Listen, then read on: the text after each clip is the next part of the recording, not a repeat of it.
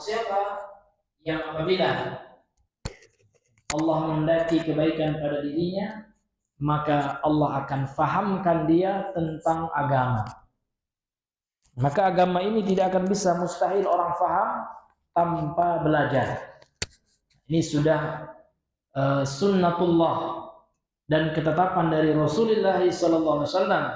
Sebagaimana hadis yang masyhur juga, Rasulullah bersabda, innamal ilmu bit ta'allumi wa innamal fiqhu bit tafaqquh. Sesungguhnya hanya saja ilmu itu. Lihat Pak, di sini Nabi mengatakan, menggunakan kata-kata innama. Ini memberikan makna pembatasan dan pengkhususan. Artinya apa? Sesungguhnya hanya saja Nabi batasi ilmu itu diperoleh dengan dipelajari. Artinya tidak ada jalan lain gitu. Untuk memperoleh ilmu hanya dengan belajar. Demikian fikih, wa innamal fiqhu, kata Rasul. Dan sesungguhnya fikih itu hanya didapat dengan tafaqquh, dengan belajar fikih. Maka pada malam hari ini kita akan coba mempelajari kitab-kitab para ulama yang berbicara tentang fikih udhiyah, atau dalam bahasa kita fikih berkurban. Referensi kita yang pertama kitab fikih dasar. Ya, fikih dasar itu kitab Al-Fiqhul Muyassar fi Daw'il Kitabi wa Sunnah. Fikih yang dimudahkan. Muyassar itu apa artinya? Dimudahkan. Kalau fikih sendiri secara bahasa artinya pemahaman, al-fahmu. Al-fiqhu lughatan, fikih menurut bahasa itu artinya pemahaman. Ya, sebagaimana orang Arab ketika mengatakan saya tidak paham apa yang kalian ucapkan, orang Arab mengatakan ma nafqahu ma taqulun, ya, kami tidak paham. Adapun secara syariat, Pak, dalam tinjauan ulama fikih atau dalam istilah para ulama fikih, fikih itu adalah ma'rifatu al-ahkam syar'iyyah. Mengenal, mempelajari, mengetahui tentang hukum-hukum syariat. Nah, jadi fikih itu tentang al-ahkam syar'iyyah, bukan tentang hukum-hukum duniawiyah, bukan tentang hukum akliyah, akal, enggak. Namun dibatasi dalam fikih itu adalah hukum syariat. Nah, al-muta'alliqatu bi af'alil ibad, yang berkaitan dengan af'al, perbuatan. Jadi fikih yang kita bahas ini, Pak, dalam pengertian yang lebih sempit adalah tentang masalah af'al atau perbuatan, bukan masalah qulub, bukan masalah hati ini, Pak. Karena kalau pembahasan hati ini dalam pembahasan akidah. Hanya hadirin yang Allah muliakan. Jadi fikih yang kita bahas di sini adalah yang berkaitan dengan apa, Pak? Dengan al-amaliyah, ya, dengan perbuatan manusia, dengan a'mal, ya.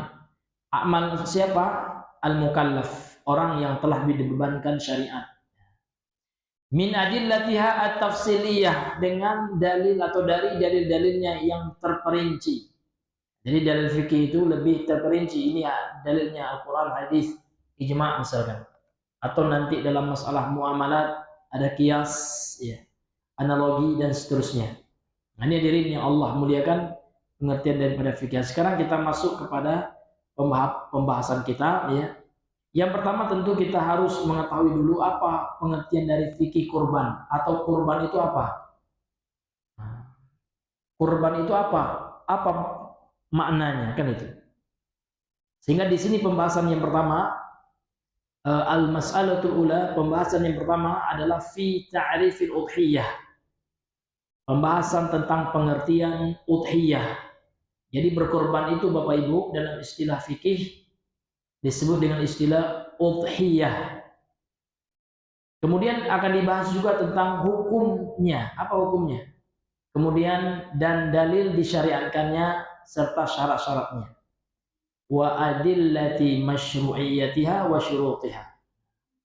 Kemudian yang pertama kita bahas, ya, apa pengertian berkorban itu menurut bahasa. Karena ya udhiyah itu bahasa Arab, Jadi orang Arab ketika menggunakan dalam bahasa mereka sehari-hari, apa yang maksud dengan udhiyah kan gitu. Sehingga di sini dikatakan al-awwal yang pertama ta'riful udhiyah, pengertian udhiyah. Al-udhiyatu lughatan, udhiyah atau berkorban secara bahasa adalah hiya dzabhul udhiyati waqtad duha. Menyembelih hewan kurban, hewan yang akan menyembelih hewan yang kita kurbankan itu seperti onta, sapi, kambing ya kan. Waqtad duha, pada waktu duha. Ini menurut bahasa. Adapun menurut syariat ini penting Pak. Wa syar'an, dan menurut istilah syariat berkorban itu adalah hiya ma yudba'u minal ibil. Apa yang disembelih ya dari hewan ternak kita. Hewan yang akan kita korbankan itu baik berupa onta minal ibli, dari onta, awil bakori atau sapi, awil ghanami atau kambing, awil maizi atau ya domba atau kambing yang sejenis dengan kambing. Al-ghanam dan maiz itu satu jenis. Taqarruban ila Allah Ta'ala, dalam rangka untuk mendekatkan diri kepada Allah. Jadi korban itu Pak tidak hanya sekedar menyembelih Pak, namun ada niat yang agung di situ, yakni dalam rangka mendekatkan diri kepada Allah, karena Allah memerintahkan berkorban. Jadi korban tidak hanya sekedar menumpahkan darah, tidak. Allah tidak butuh dengan darah itu. Allah tidak butuh dengan daging itu. Namun yang sampai kepada Allah adalah ketaatan kita, ketundukan kita. Bagaimana seseorang itu menjalankan perintah Allah. Karena yang memerintahkan seseorang untuk berkorban adalah Allah. Sebagaimana dahulu Allah memerintahkan kepada Nabi Ibrahim ketika Allah mimpikan. Ingat Bapak Ibu, mimpinya Nabi itu wahyu. Beda dengan mimpi kita. Kalau mimpi manusia biasa, terkadang dari setan. Mimpi dikejar-kejar apa ya, ketakutan ya, napas naik turun, bangun kita keletihan, ada boleh barangkali itu dari setan, wallahu a'lam. Tapi kalau mimpinya para nabi ini khusus, ini adalah wahyu dari Allah. Jadi Nabi Ibrahim dimimpikan oleh Allah, wahyu. Allah perintahkan untuk mengorbankan anaknya. Namun karena ketundukan, ketakwaan Nabi Ibrahim, anak yang beliau damba-dambakan, karena beliau telat dapat anak Pak. Ketika anaknya lahir, Allah perintahkan untuk menyembelihnya. Namun karena Allah yang memerintahkan, tunduk patuh Nabi Ibrahim. Sami'na wa ata'na. Namun yang luar biasa, ketika Nabi Ibrahim ceritakan kepada anaknya Nabi Ismail, luar biasa. Jawaban anaknya luar biasa. Anaknya tidak pernah lari, ya, tidak pernah takut juga. Kalau memang wahai ayahku yang memerintahkan itu Allah, maka kata Nabi Ismail yang Allah abadikan dalam Al-Quran, ya abatif an ma tu'mar. Wahai ayahku sayang, kalau itu memang perintah Allah, if'al, lakukan, laksanakan, ma tu'mar, apa yang dengannya engkau diperintah. Laksanakan perintah Allah itu. Kalau memang Allah memerintah, sudah pasrah. Nabi Ibrahim, Nabi Ismail, dua-duanya orang yang bertakwa kepada Allah. Namun Allah hanya menguji. Allah tidak akan menzolimi juga hamba-hambanya. Allah ganti dengan kambing. Nah, ini hadirin yang Allah muliakan. Ini bentuk korbannya yang luar biasa. Jadi yang dilihat oleh Allah itu nanti niat kita. Kita berkorban itu untuk siapa? Apakah untuk supaya nama kita dipuji oleh manusia? Oh, si fulan masya Allah, ya rajin berkorban sehingga bangga kita. Ini bukan itu maksud kurban. Maksud kurban adalah benar-benar kita ikhlas untuk meraih ridho Allah dan untuk menjadi orang-orang yang bertakwa di sisi Allah Subhanahu wa Ta'ala. Nah, ini hadirin yang Allah muliakan. Jadi berkorban itu adalah taqarruban ila Allah, dalam rangka mendekatkan diri kepada Allah Ta'ala yaumul Aid, di hari Aid. Nah, ini definisi yang disebutkan dalam kitab Al-Fiqhul Muyassar. Kemudian pembahasan kita yang berikutnya adalah yang kedua, hukmuha wa adillatu masyru'iyyatiha. Hukumnya apa? Mengenai hukum Pak, tentu kalau kita baca kitab perbandingan mazhab ya, untuk menambah wawasan fikih kita, para ulama berbeda pendapat tentang hukumnya. Ini hadirin yang dimuliakan oleh Allah Subhanahu wa taala. Jadi ada ulama yang mengatakan fardu ain dan ada juga ulama yang mengatakan ya sunnah muakkadah. Nah, sehingga disebutkan dalam kitab ini Pak ya, dalam kitab Fathul Alam, syarah dari Al-Bulughul Maram, ya, syarah dari kitab Bulughul Maram yang ditulis oleh Syekh Ibnu Hizam ya, Al-Ba'dani Al-Yamani rahimahullah. Dalam masalah ini kata beliau, ini dalam kitab beliau jilid yang kelima nih Pak ya. Ya, jilid yang kelima halaman 516. Beliau menjelaskan tentang hukum berkurban. Hukmul udhiyah. Dhahaba jama'atun min ahli ilmi ila wujubiha. Yes, sekelompok para ulama berpendapat wajibnya berkorban itu. Ini pendapat siapa? Disebutkan di sini oleh beliau, wa huwa qaulu Rabi'ata. Ini adalah pendapatnya Imam Rabi'ah. Wal Laitsi, pendapatnya Imam Laits, ini ulama besar ya. Wa Abi Hanifah, pendapatnya Imam Abu Hanifah. Wal Auza'i, Imam Al-Auza'i, wa Tsawri, Imam Tsawri. Wa Malikin fi riwayatin, dan pendapat Imam Malik dalam satu riwayat, aujabuha ala ghairil haji, mereka mewajibkan berkorban itu bukan terhadap orang yang sedang berhaji. Jadi orang yang berhaji tidak wajib, yang wajib itu yang selain ya orang yang sedang berhaji. Ala ghairil haji bimina, atas selain orang yang melaksanakan ibadah haji di Mina, namun syaratnya ini banyak, idza kana musiran wa zada Abu Hanifah wa Malikun idza kana muqiman. Jadi sepakat yang mewajibkan itu syaratnya idza kana musiran. Musir itu artinya Pak, orang yang punya harta. Dia punya kelebihan harta. Orang kaya kalau bahasa kita sekarang. Kemudian Imam Abu Hanifah dan Imam Malik menambahkan syarat yang kedua, apabila dia sedang muqim. Artinya kalau dia sedang safar tidak wajib. Artinya dia sedang tidak dalam perjalanan. Kemudian pendapat yang kedua ini adalah pendapat jumhur ulama.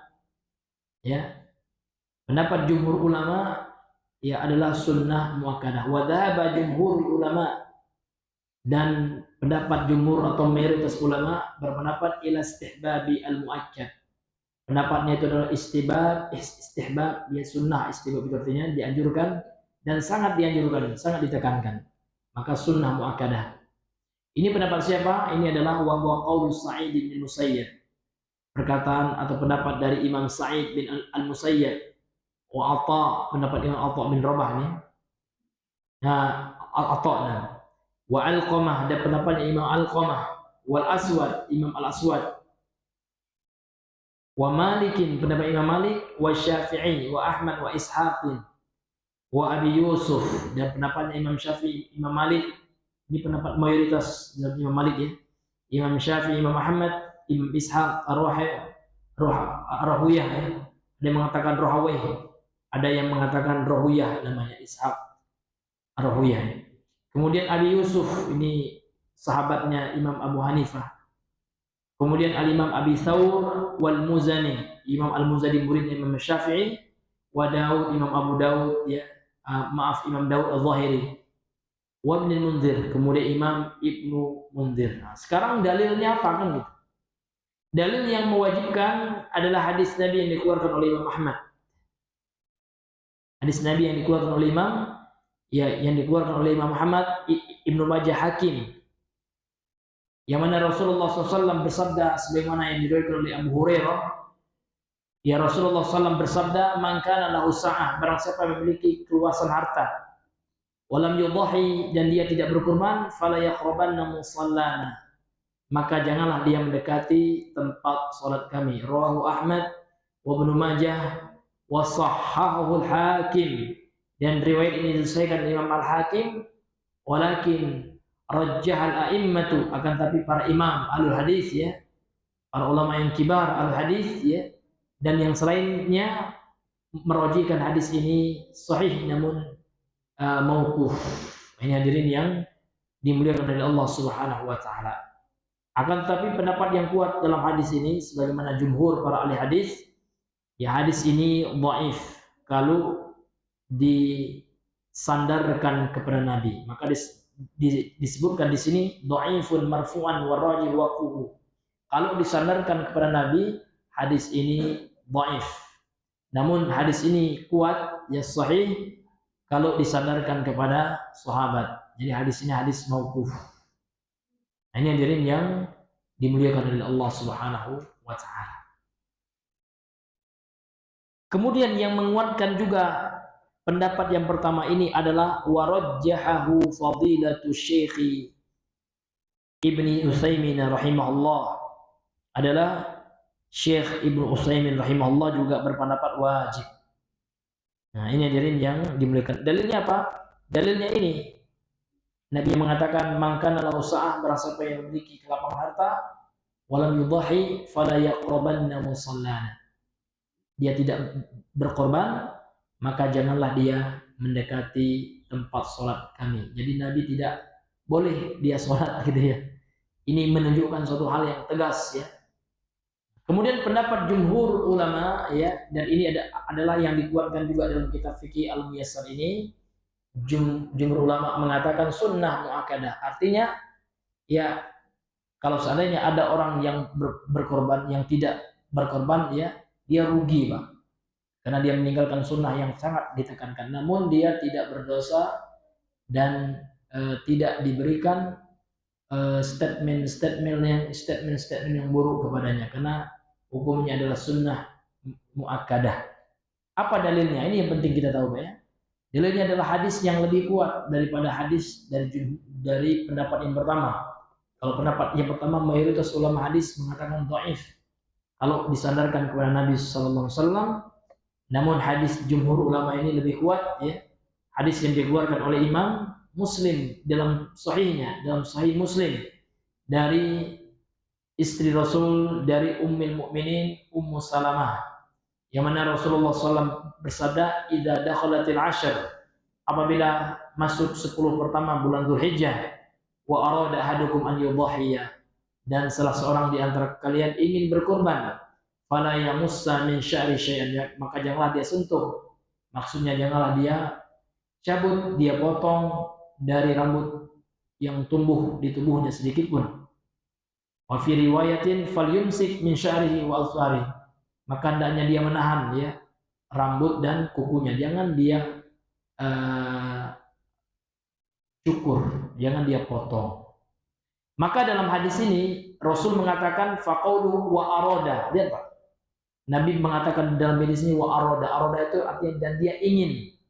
Dalilun ala adamil wujub, kata jumhur ulama. Ini dalil tidak wajib hukum kurban itu. Kenapa? Karena Nabi mengatakan dan seseorang di antara kalian itu ingin berkorban gitu. Nabi tidak mengatakan harus ya, namun ingin. Li'annahu ja'ala tadhiyata mufawwidatan li'iradatihi, karena dia yakni Rasul ya menjadikan perintah berkorban itu diserahkan kepada keinginan masing-masing. Artinya yang ingin monggo gitu ya. Yang tidak ingin Nabi tidak mengecamnya. Tapi Ustaz, dalil yang pertama Nabi mengecamnya, itu hadisnya dhaif, disandarkan kepada Nabi, sehingga pendapat yang kuat dalam masalah ini wallahu ta'ala pendapat yang rajih, bahwasanya hukumnya adalah sebagaimana jumhur ulama, mayoritas para ulama, sunnah muakkadah. Ala kulli hal ini masalah khilafiyah, kita harus senantiasa ya berlapang dada. Nah, di sinilah kita butuh untuk toleransi itu. Indahnya toleransi itu dalam masalah khilafiyah memang. Ya kan, tidak boleh kalau kita nggak wajib, tidak apa-apa juga Pak. Ada ulama juga yang seperti itu ya, bahkan ulama yang sekarang juga Syekh Ibnu Utsaimin mengatakan wajib bagi yang mampu, bagi yang kaya. Ya, silakan, namun jangan kalau ada orang yang mengatakan tidak bagi. Kalau yang saya pelajari sunnah muakkadah dengan dalil itu ya, maksudnya Nabi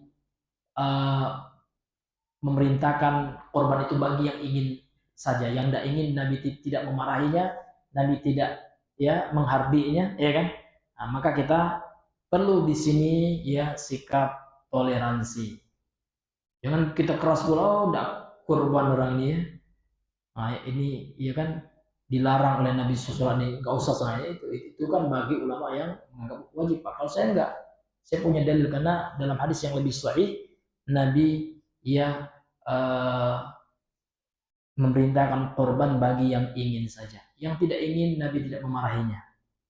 Nah, ini hadirin yang dimuliakan oleh Allah Subhanahu wa taala. Ini terkait dengan hukum kurban.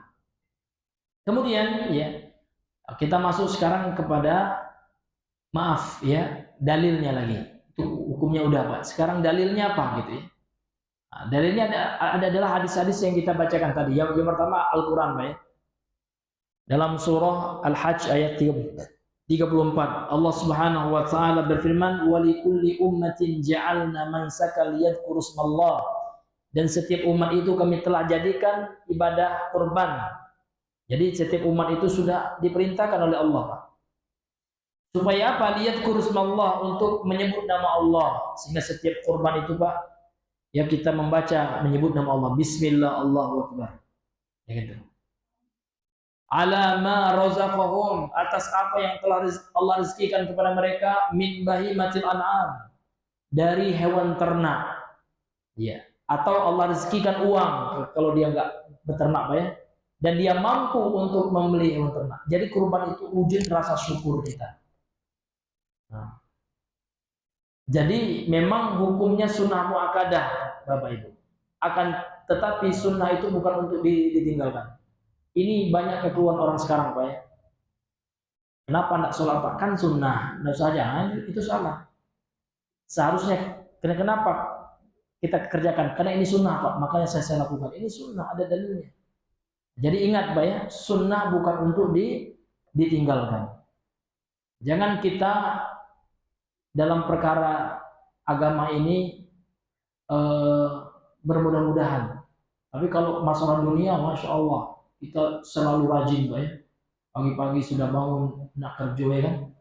Ini sholat sunnah tidak mau. Sunnah kurban tidak mau. Padahal kurban itu cuma sekali setahun. Ya, ya tidak ada 2 kali setahun ya. Cuma 1 kali 1 tahun. Dan pahalanya besar Pak. Para ulama sepakat. Ya pahala kurban itu melebihi ya pahala seseorang itu berimpak miliaran dengan uangnya. Lebih besar lagi dia pahala menumpahkan darah ketika Idul Adha atau di hari-hari tasyrik itu. Ini sesuatu yang disepakati oleh para ulama. Ini mahalul ijma'. Ini hadirin yang dimuliakan oleh Allah. Bahkan dibahas juga oleh ulama. Mana yang utama gitu ya? Seseorang bersedekah dengan harga seharga dengan hewan dia dikurban gitu atau dia potong. Nah, para ulama sepakat memotong hewan kurban itu lebih ya besar pahalanya karena diperintahkan oleh Allah Subhanahu wa taala dan disunahkan oleh Nabi sallallahu alaihi wasallam. Kemudian dalil yang berikutnya adalah surah Al-Kautsar yang sering kita baca ayat yang kedua. Allah Subhanahu wa taala berfirman di qoulihi ta'ala fashalli li rabbika wanhar. Maka salatlah untuk Rabb engkau, untuk Allah. Maka ulama tafsir mengatakan salat yang diperintahkan Allah di sini adalah salat Id gitu. Dan berkurbanlah wanhar. Nahar ini Pak ini artinya dan menyembelihlah. Nahar itu menyembelih usus ya, onta. Jadi onta itu ya dan menyembelih onta itu dalam bahasa Arabnya nahar. Kalau menyembelih sapi, kambing itu namanya dzabah. Dzabhun. Kalau onta nahrun. Apa bedanya Ustaz ya? Bedanya kalau nahrun itu Pak ditusuk lehernya, itu nahar. Sementara dzabah itu diputus ya 2 urat ya urat pernapasannya dan urat ke makanan. Jadi 2 urat itu yang kita putus ya ketika kita menyembelih. Itu namanya dzabah. Sedangkan menusuk urat pada onta yang panjang lehernya ketika berdiri Pak. Kalau Bapak lihat di YouTube ya orang Arab menyembelih onta seperti itu. Pas tegak itulah kita ikam. Tentu dengan senjata yang tajam Pak. Itu namanya nahar dalam bahasa Arab. Jadi dalam ayat ini jelas sekali Allah Subhanahu wa taala menggandengkan perintah untuk salat Id dengan perintah untuk berkorban. Artinya ketika di Idul Adha maka dianjurkan, ditekankan ya untuk berkorban. Kemudian juga berdasarkan perbuatan dari Nabi sallallahu alaihi wasallam, li hadis Anas radhiyallahu anhu, berdasarkan hadis dari Anas radhiyallahu taala anna Nabi sallallahu alaihi wasallam, bahwasanya Rasulullah sallallahu alaihi wasallam dhaha bi kabshaini amlahain aqranain. Rasulullah sallallahu alaihi wasallam itu ya telah berkurban dengan 2 ekor domba amlah. Amlah itu Pak, domba besar kalau di Arab itu ya, yang ada warna hitam putih di tubuhnya. Nah, jadi belang dia Pak. Ada warna hitamnya dan ada warna putihnya. Ini bisa dilihat di YouTube Pak. Domba Nabi Sallallahu Alaihi Wasallam. Atau Bapak ketik basarnya Kabsyun Nabi Sallallahu Alaihi Wasallam, ada. Ya sekarang zaman canggih, kita dibantu dengan media, bisa Bapak lihat. Aqranain, punya 2 tanduk yang melengkung ini. Nah, ini dombanya lebih besar. Ini domba super di Arab itu. Bahkan di Al-Jazair, Pak, saya pernah lihat di YouTube itu, mereka sengaja menternak domba yang pernah Nabi berkorban, yang pernah dikorban oleh Nabi, jenisnya. Orang Arab tahu itu.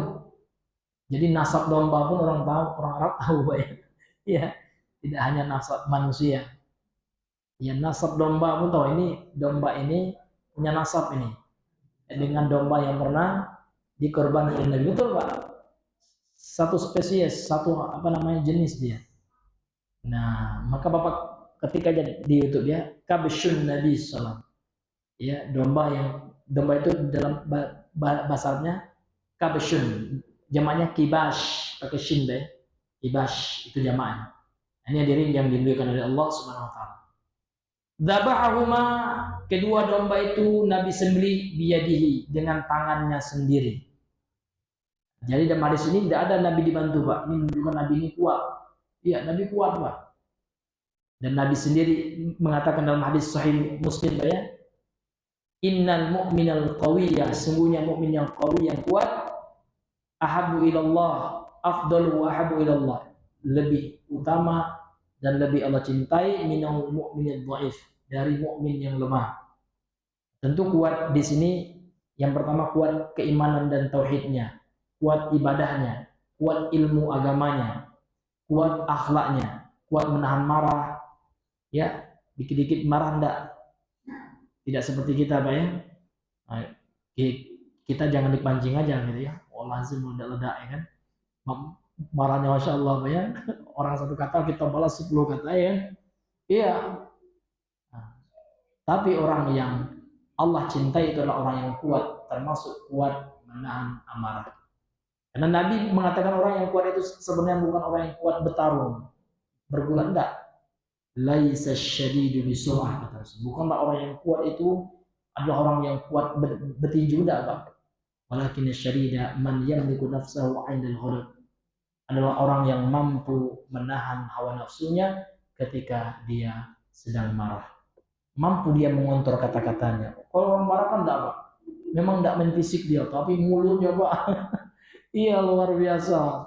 Sumpah serapah, maki-makian, nama binatang semua dia sampaikan. Bahkan di pengajian pun ada yang seperti itu ya. Ya Allah, pemimpin pula yang dibilangnya. Iya. Langsung aja dia, enggak mikir-mikir dulu dia, enggak takut dia. Karena setiap katanya akan dihisab, dicatat oleh malaikat. Enggak takut dia tentang hari akhirat. Bagaimana nanti ya perhitungannya di sisi Allah. Nah, ini hadirin yang Allah muliakan. Ya, kembali kita kepada pembahasan kita ini Pak ya. Jadi Nabi menyembelih kedua domba itu dengan tangan beliau. Wasamma wa kabbar, kemudian Nabi mengucapkan tasmiyah. Sering saya sampaikan Nabi mengucapkan bismillah saja. Kok gitu Ustaz? Iya. Karena di sini Nabi tidak mengatakan, sahabat tidak menceritakan Nabi mengucapkan basmalah. Beda tasmiyah dengan basmalah. Tasmiyah itu masdar dari kata sama yusammi tasmiyatan. Arti tasmiyah itu adalah bismillah. Sedangkan basmalah itu lengkap. Maka sunnahnya kita hanya mengucapkan bismillah, tidak sampai ar-Rahmanir Rahim. Sebagaimana kita makan Pak. Maka makan itu disunahkan mengucapkan bismillah saja. Kenapa? Karena hadisnya tasmiyah. Ya ghulam, kata Rasul mengatakan kepada anak kecil waktu itu ya, wahai anak kecil, samillah, ucaplah tasmiyah, nama Allah saja, bismillah gitu ya. Wa kul, ya, mimma yalika, makanlah yang dekat, yang di sampingmu, yang dekat denganmu. Nah, ini hadirin yang Allah muliakan. Jadi kita baca bismillah sebagaimana yang diceritakan oleh Anas bin Malik tentang cara Nabi menyembelih. Jadi Nabi mengucapkan bismillah wa kabbara. Kemudian Nabi bertakbir bismillahi Allahu akbar. Wa wada'a rijlahu, kemudian Nabi letakkan kakinya ala safahima, di atas ya leher kedua hewan itu. Nah, jadi supaya hewannya tidak memberontak, Nabi injak lehernya. Boleh Pak? Ya dengan kaki. Ini hadirin yang dimuliakan oleh Allah Subhanahu wa taala. Atau dengan cara apa saja Pak? Yang terpenting ya bisa nyaman kita menyembelih hewan itu. Dan kalau tidak berani, ini cuma sunnah hukumnya Pak ya. Ini bagi yang mampu untuk menyembelih sendiri. Kalau kita tidak terbiasa, tidak berani melihat darah, maka boleh saja kita diwakilkan. Dan ingat Pak ya, menyembelih itu ya kalau bisa sendiri. Tapi kalau seandainya kita tidak bisa di sini, ya kita dibantu oleh kaum muslimin yang lain. Baru ada yang disebut dengan istilah kita zaman sekarang dengan panitia kurban. Jadi panitia kurban itu pada hakikatnya adalah wakil.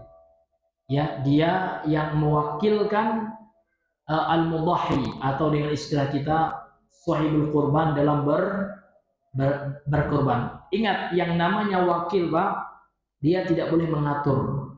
Dia harus menjalankan ya apa yang diinstruksikan oleh yang punya hewan kurban. Kecuali aturan dari hewan punya kurban itu menyelisih syariat, itu tidak boleh dia laksanakan. Tapi ya kalau selama ya tidak menyelisih aturan syariat, yang namanya wakil ya tidak boleh dia keluar dari instruksi yang disampaikan oleh al-mudhahi atau orang yang punya kurban. Misal ya, orang yang punya kurban ini bilang, Pak ya, saya mau ngambil sepertiganya. Tidak boleh kita, tidak bisa Pak. Kalau aturan di masjid kami tidak boleh seperti itu. Nah, itu salah Pak. Ya kan? Ya kita harus menurutkan apa yang dikehendaki oleh siapa Pak? Oleh al-mudhahi atau sahibul kurban itu. Selama permintaannya ya tidak menyelisih syariat dan tidak memberatkan. Nah, ini hadirin yang dimuliakan oleh Allah Subhanahu wa taala. Karena kita di sini masuk kepada hukum wikalah. Ya, hukum tentang perwakilan. Jadi sesuatu yang diwakilkan itu harus dia mengikuti instruksi dari orang yang mewakilkan itu kepadanya. Dia hanya wakil saja, bukan pemilik ya daripada hewan kurban itu. Maka dia harus yang mendengar instruksi dari orang yang mewakilkan hewan kurban tersebut kepadanya. Ini Bapak Ibu yang dimuliakan oleh Allah Subhanahu wa taala. Dan kalau seandainya dia ikhlas ya membantunya Pak, maka pahalanya besar.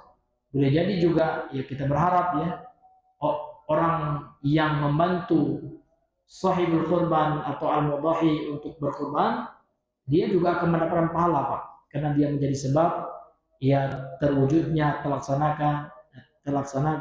terlaksananya kegiatan kurban itu.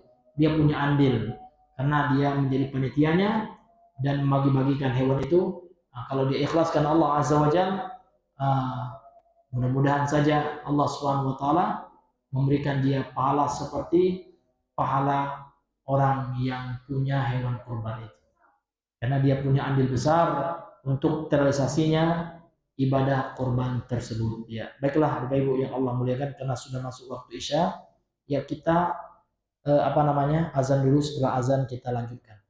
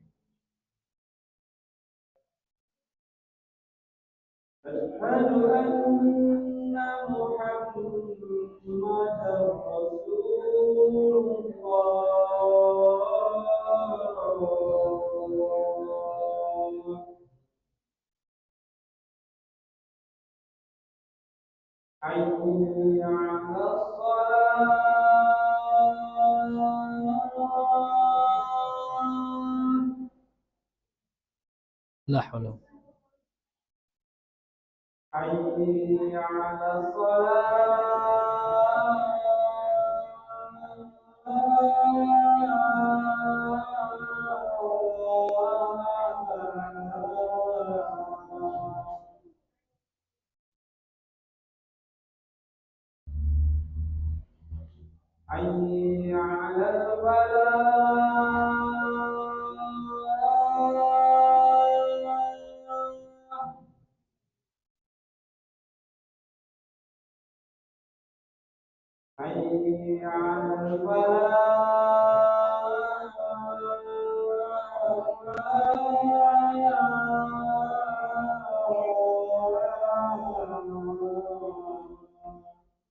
La haula.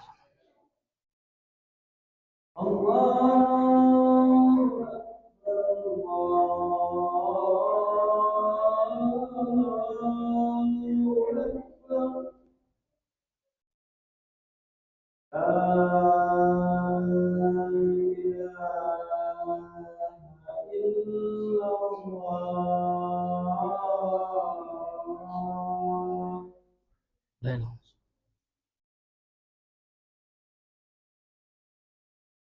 Bismillah.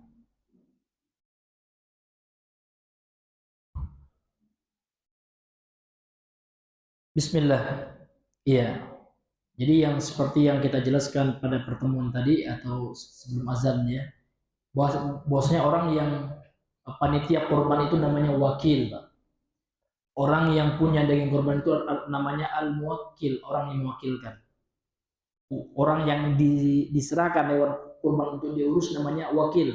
Maka para fuqaha menjelaskan kaidah al-wakilu aminun wa tasarrufuhu muqayyadun bi izni muwakkilihi. Ya. Al-wakil itu adalah orang yang dipercaya, amin ya.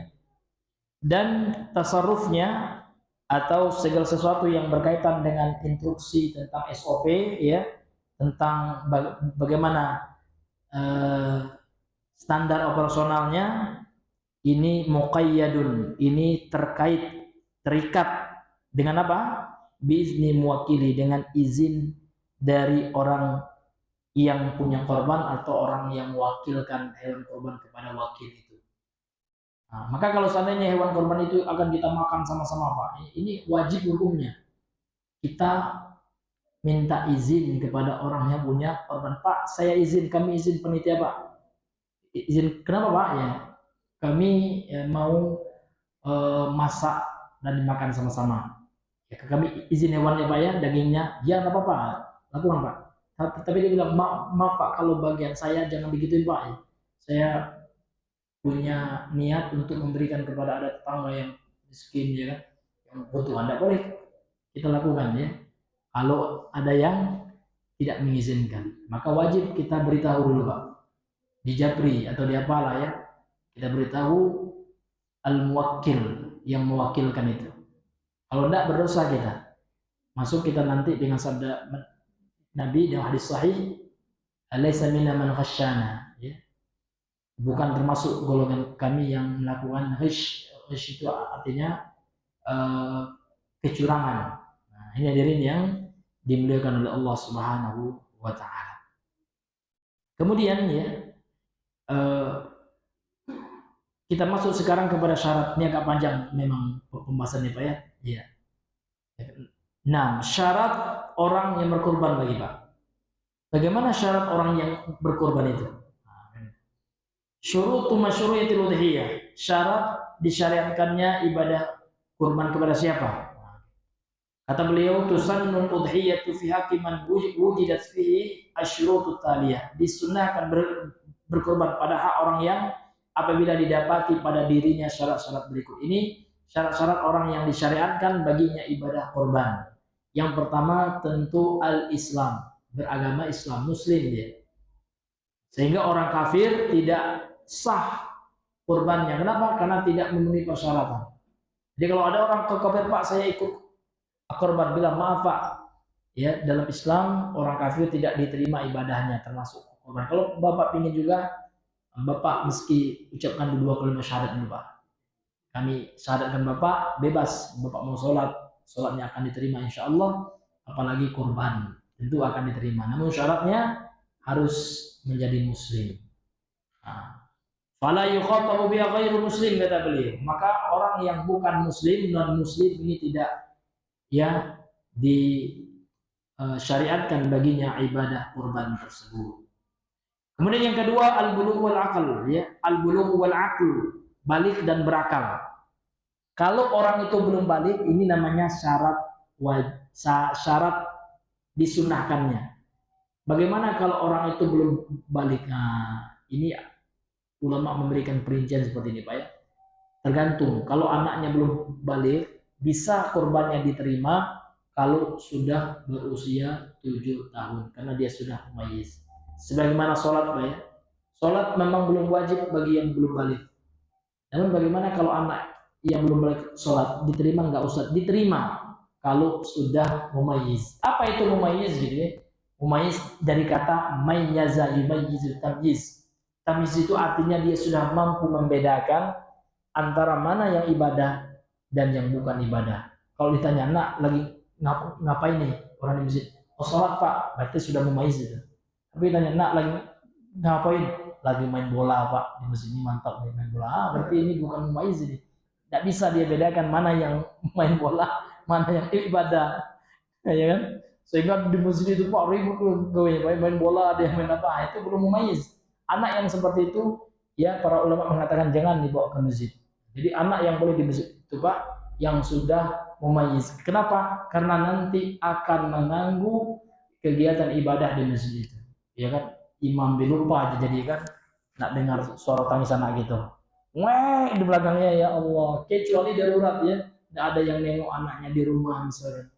Ya itu lain lagi Pak. Ini sudah keluar dari hukum asal kan gitu. Masalah pengecualian itu Pak ya. Tapi pada dasarnya kalau anak kita belum mumayyiz, jangan kita bawa ke masjid. Karena memang dia belum paham. Belum ngerti nak ngapa orang ke masjid matinya. Ya kan, nak main apa kan gitu. Tapi kalau anak kita sudah usia 7 tahun, tidak apa-apa Pak. Kalau laki-laki, terutama laki-laki ya, maka kita harus bawa ke masjid dalam rangka untuk mendidiknya. Tahu dia ini sholat berjamaah di masjid ya kan. Nah, tapi kalau anak kita Pak bahkan masih bayi ya kan, dibawa ke masjid Pak, ya Allah kasihan Pak ya, imamnya kasihan tidak khusyuk ya kan. Akhirnya imamnya ini ada anak kecil nih, harus cepat ada sholatnya gitu. Ya kan. Akhirnya hadirin yang dimuliakan oleh Allah Subhanahu wa taala. Itu Pak ya. Iya, balik.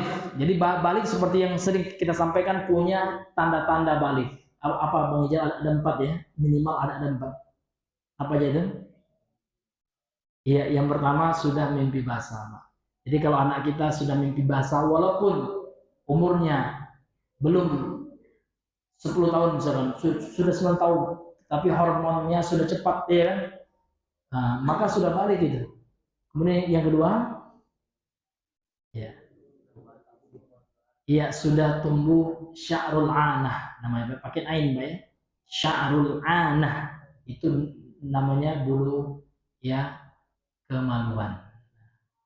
Walaupun anak kita belum mimpi basah Pak, kalau mimpi basah belum lihat. Tapi kita lihat, masya Allah udah panjang nih nak, berarti sudah itu. Berarti itu ya sudah balik. Iya. Kemudian yang ketiga sudah berusia 14. Ada ulama mengatakan 15. Namun berdasarkan tahun Hijriyah.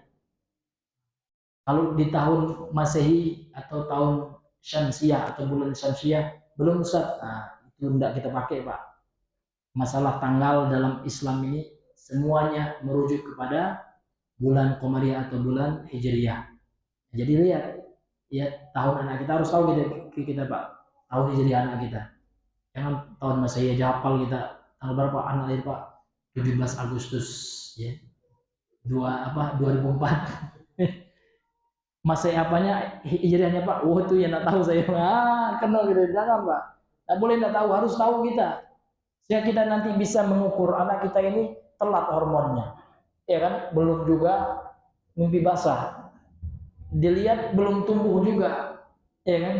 Udah, maka kita lihat ternyata sudah 14 tahun, sudah dikatakan balik dia. Kemudian yang keempat ini tanda khusus perempuan, yaitu sudah haid dia. Jadi walaupun anak kita belum berusia 9 tahun, 8 tahun lah haid, udah itu sudah balik. Nah ini jadi 4 tanda ini Pak, tidak mesti keempatnya ada enggak. Salah satunya aja ada, udah dikatakan balik ya, salah satunya aja yang ada. Salah satunya saja yang tampak sudah kita katakan balik. Kemudian berakal itu maksudnya dia sadar, waras, sehingga orang gila Pak tidak sah beribadah dan tidak dianjurkan juga. Seorang gila disuruh sholat ini bahaya nanti Pak ya, kita lagi sholat ditikamnya nanti gila gitu kan. Ada orangnya di berita dulu kan ya, ditusuk imamnya, ternyata yang ketika ditangkap gangguan saraf gila, dia gangguan kejiwaan, ODGJ ya kan. Tidak boleh orang gila, sudah diangkat pena kata Rasul. Rufi'al qalam an salasin, diangkat pena artinya tidak dicatat pahala kalau seandainya dia berbuat baik, beribadah, dan tidak dicatat dosa kalau dia bermaksiat. Siapa itu? Yang pertama bayi, anak kecil sampai mimpi basah. Anis sobi hatta yahtalim kata Rasul. Kemudian yang kedua wa anil majnun, dari orang gila sampai dia waras. Nah, jadi orang gila itu Pak, itu dapat uzur syar'i dia ya. Nah, artinya dia tidak sholat Pak, tidak apa-apa. Jadi kalau kita mau supaya nggak dicatat dosa, nggak sholat, nah jadi gila aja Pak, udah ya. Nah, itu bebas kita ya, nggak sholat. Bahkan mohon maaf, orang gila kan ada yang nggak pakai baju Pak ya, nggak pakai celana juga. Memang karena dia gila, ada uzur dia, tidak berdosa dia. Jadi kalau kita pingin ya Pak ya, tidak pakai pakaian kemudian tidak dihitung dosa ya, gila aja kan gitu. Nauzubillahi min dzalik. Ini hadirin yang dimuliakan oleh Allah. Maka dalam Islam itu tidak ada namanya wali gila Pak. Karena wali itu adalah orang yang bertakwa. Karena orang yang gila tidak bertakwa lagi dia. Ketakwaan itu tergantung masa dia sebelum gila. Ketika dia waras, kalau dia baik ketika warasnya, dia taat ketika warasnya, dia bertakwa itu. Tapi ketika dia gila tidak dihitung lagi. Dan maka tidak bisa adanya wali majnun ya, atau wali majzum kata mereka.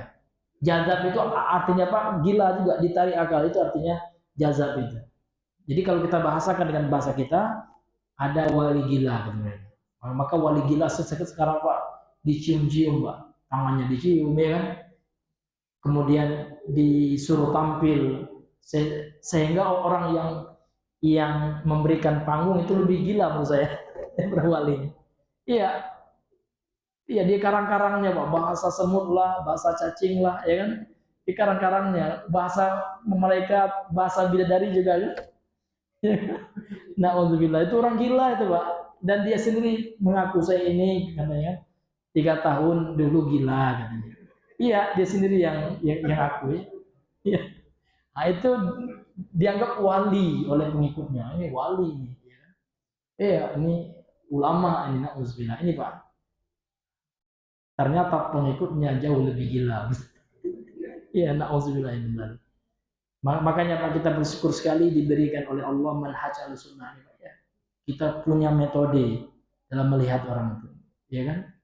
Dan al-sunnah itu Pak, ya tidak sembarang dia belajar ilmu agama, dia selektif ya. Dengan orang gila jangan belajar Pak ya. Orang waras saja belum tentu selamat gitu kan. Ini orang gila. Ya di karang-karangnya, semua di karang-karang ya. Iya.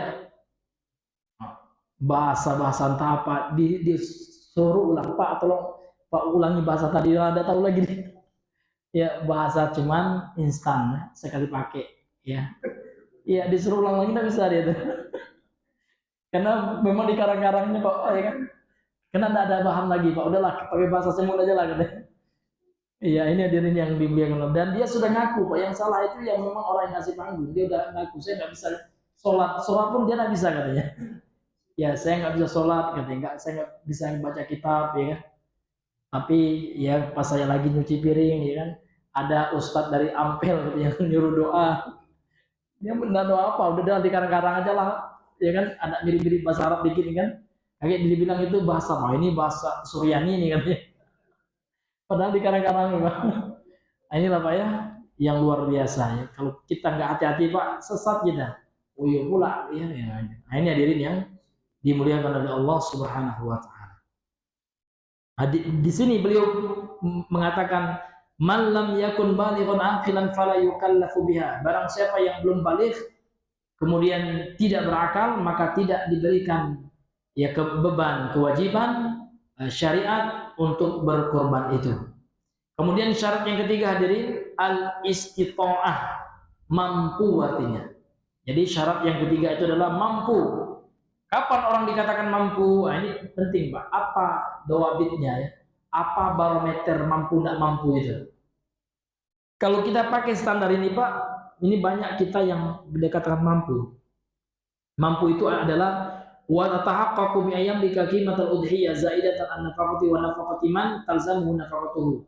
Yang dikatakan mampu itu adalah seseorang yang memiliki qimatal udhiyah, sejumlah uang untuk berudhiyah. Yang mana uangnya ini Pak, hartanya untuk berkorban itu zaidatan, adalah harta yang melebihi an-nafaqati, dari kewajiban nafkah yang wajib dia nafkahi, dan nafkah seperti keluarganya gitu ya, dan nafkah orang yang selain keluarganya yang wajib juga dia nafkahi, seperti nafkah orang tua misalnya, dia punya orang tua janda atau orang tua miskin, saudaranya tidak ada yang bantu orang tuanya, ya kan, cuman dia yang punya kesadaran, artinya wajib baginya gitu kan. Jadi kalau seandainya seseorang itu punya uang Pak, sudah melebihi kebutuhan nafkahnya, kapan itu? Di 4 hari. Yang pertama khilala yaumil aid, ya pada hari Idul Adha itu, yaumul id itu ya. Kemudian wa ayami tasyrik, dan selama hari tasyrik, artinya tanggal 10, 11, 12, 10, 11, 12, 13 ya, 4 hari. Yang 10-nya Idul Adha, 11, 12, 13 hari tasyrik. Di 4 hari ini Pak, dia punya uang lebih, dan uang yang lebih itu Pak bisa digunakan untuk membeli kurban. Lebih dari apa nih? Lebih dari kebutuhan sehari-harinya. Misalkan kebutuhan sehari kita Pak 200.000, artinya dia punya tabungan untuk nafkahnya 200.000 sehari, 2 kali 4 800 ya kan. Dia punya tabungan 8 juta misalkan. Nah, itu sudah Pak, karena dia sudah mampu untuk beli kambing 3 juta atau ikut patungan satu sapi yang 7 orang itu sudah dikatakan mampu. Sebenarnya banyak kita mampu Pak, tapi pingin enggak kan gitu, mau enggak, mau dapat pahala enggak kan gitu. Iya. Nah, coba buka tabungan kita masing-masing ya, rekening kita masing-masing, kemampuan kita ya, tentu Allah yang mengetahui. Boleh aja kita bilang ke teman kita ya, ini tabungan kita, rupanya yang kita kasih tahu yang dikit Pak, rupanya ada yang kita rahasiakan ternyata nominalnya lebih. Itu kan nggak boleh juga kita Pak, kenapa nggak boleh juga kita maksa orang Pak ya, ini sunnah soalnya. Nah, cukuplah dia jujur kepada Allah. Kalau memang dia punya tabungan yang telah melebihi dari kebutuhan nafkahnya di 4 hari itu, dan tabungan itu mampu untuk membeli kurban, rugi lah orang. Kalau seandainya dia tidak berkorban, kenapa boleh jadi tahun besok dia sudah tidak ada lagi di dunia ini? Boleh jadi dengan korban yang ikhlas dia lakukan tahun ini, itulah ternyata yang akan menjadi sebab dia diampuni dosa-dosanya oleh Allah. Karena kita korban ini untuk apa? Untuk dapat takwa, untuk supaya orang miskin yang dahulu yang jarang makan daging, ya, orang miskin Pak, karena kami ini juga merasakan miskin, ya kan? Bahkan ada orang miskin itu Pak, beli beras sudah susah, utang secanting beras, utang Pak, jarang tidak makan, ya. Kita kasih dia daging, ya Allah, ya kan? Bahagia dia. Jangankan ngasih orang bahagia dengan ngasih daging Pak, ngasih orang. Kan kita semua tahu Pak ya, seorang yang bertobat dari perbuatan zina, menyesal dia ya Allah gitu ya, nampak seekor anjing kehausan, dikasihnya minum. Ini anjing Pak. Yang kita kasih ini makhluk yang sempurna ini, yang Allah muliakan, yang Allah ciptakan sebaik-baik makhluk, sebaik-baik penciptaan, fiasan takwim kan gitu. Nah, tentu kalau kita ikhlas Pak, luar biasa pahala korban ini.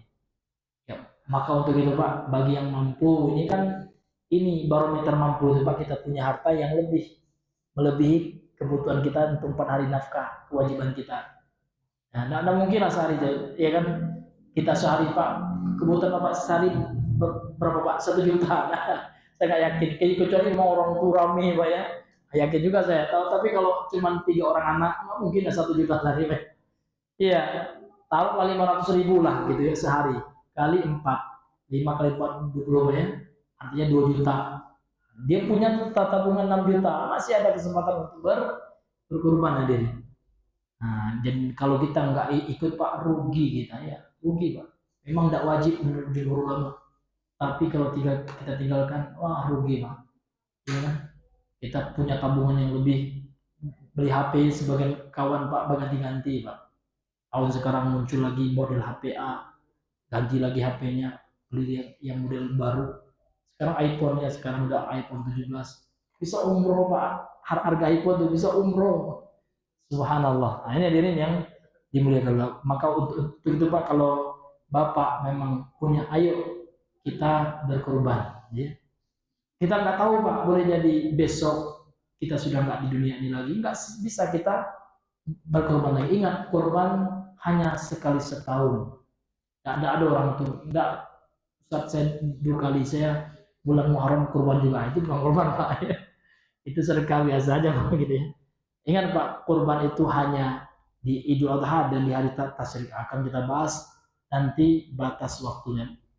Bagaimana Pak, kita agak ambil waktu ini, kita selesaikan atau kita pending dulu. Bagaimana Pak menurut Bapak sekalian gitu. Nah, ya butuhlah kita waktu 1 jam lagi lah gitu ya, 1 jam lebih lah. Ya. Bagaimana Pak? Iya, besok aja Pak ya. Ya, toy. Ya. Karena mengingat waktu Pak, mungkin kita ya cukupkan dulu sampai ya di sini pembahasan kita pada malam hari ini. Mudah-mudahan yang singkat ini ya bisa bermanfaat bagi kita semua, menambah ilmu kita berkaitan dengan ibadah kurban yang tidak berapa hari lagi. Sekarang sudah tanggal berapa Bang? Iya, tanggal 28 dia Zulqa'dah. Biasanya ya kebanyakan tanggal hijrah itu tanggal sampai tanggal 29 Pak ya. Artinya bagi kita yang sudah niat kurban Pak, akan kita bahas ya, jangan dipotong lagi kukunya, jangan dipotong lagi rambut-rambutnya, bulu-bulunya gitu Pak ya. Bahkan dalam sebuah hadis juga, fala ya Musa, insya Allah jangan dia gesek-gesek gitu Pak ya. Kemudian mengelupas daripada kulitnya. Nah, ketika idza dakhalatil ashr, ketika telah masuk tanggal 1 Dzulhijjah atau 10 pertama bulan Zulhijjah, barang siapa yang ingin berkorban jangan lagi, tidak dilarang oleh Nabi. Tapi yang bagi yang tidak berkorban ini boleh Pak. Ini khusus ya bagi ya orang-orang yang akan berkorban. Nah ini hadirin yang dimuliakan oleh Allah Subhanahu wa taala. Wallahu taala alam bissawab. Subhanakallah bihamdika asyhadu an la ilaha illa anta astaghfiruka wa atubu ilaik. Assalamualaikum warahmatullahi wabarakatuh.